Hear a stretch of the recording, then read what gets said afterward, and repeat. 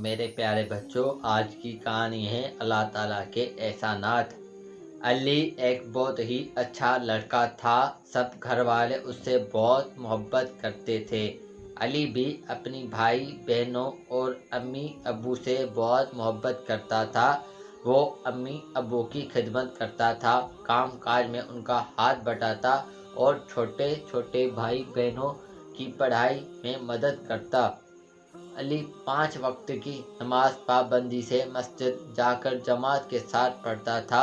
ایک دن علی فجر کی نماز پڑھ کر گھر آیا اور کسی سے بات چیت کیے بغیر اپنے بستر پر لیٹ گیا۔ علی کی امی نے اسے پوچھا، کیا بات ہے علی بیٹے، تم بستر پر لیٹ گئے، اسکول نہیں جانا؟ علی نے کہا، نہیں امی، آج میں اسکول نہیں جاؤں گا۔ میرے سب دوست میرے پھٹے ہوئے جوتے دیکھ کر مذاق اڑاتے ہیں۔ آپ ابو سے کہیں وہ میرے لیے نئے جوتے بازار سے لے آئے۔ علی کے ابو غریب آدمی تھے۔ وہ ایک جگہ نوکری کرتے تھے اور وہاں سے ملنے والی تنخواہ سے گزر بسر مشکل تھی۔ علی کی زبان سے اس قسم کی بات سن کر وہ پریشان ہو گئے۔ انہوں نے اپنی اہلیہ علی کی امی سے کہا کہ 2 رکعت نفل صلوات الحاجات پڑھ کر اللہ سے دعا مانگو تو اللہ اس کے جوتوں کا نظام کر دے، یا علی کو صحیح سمجھ دے کہ وہ اپنا گزر انہیں پرانے جوتوں پر کرے۔ علی کی امی اور ابو نے صلوات الحاجات پڑھی اور اللہ سے دعا کی۔ علی ظہر کی نماز کے وقت نیند سے اٹھا اور کسی سے بات کیے بغیر وضو کر کے مسجد کی طرف چلا گیا۔ راستے میں اس کی نظر اپنے دوستوں پر پڑی جو نئے جوتے پہنے اسکول سے واپس آ رہے تھے۔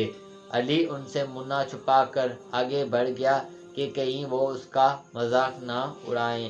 اچانک علی کی نظر ایک لڑکے پر پڑی جو بے ساکھیوں کے سہارے مسجد کی طرف جا رہا تھا۔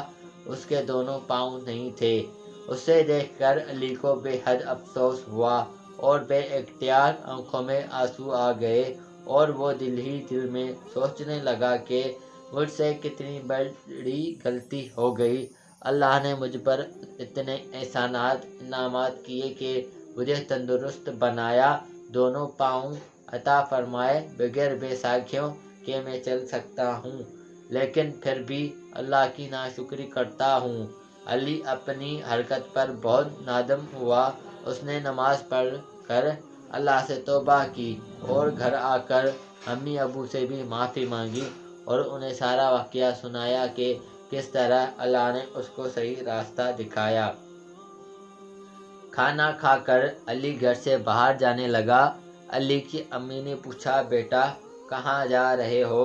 علی نے مسکراتے ہوئے جواب دیا، اپنے پرانے جوتوں کو نیا کرنے۔ علی کی امی یہ دیکھ کر خوش ہو گئی کہ علی اپنے پرانے جوتوں کو پالش کر کے چمکا رہا تھا اور اللہ تعالیٰ نے جس حال میں رکھا اسی حال میں خوش تھا، اور پرانے جوتوں میں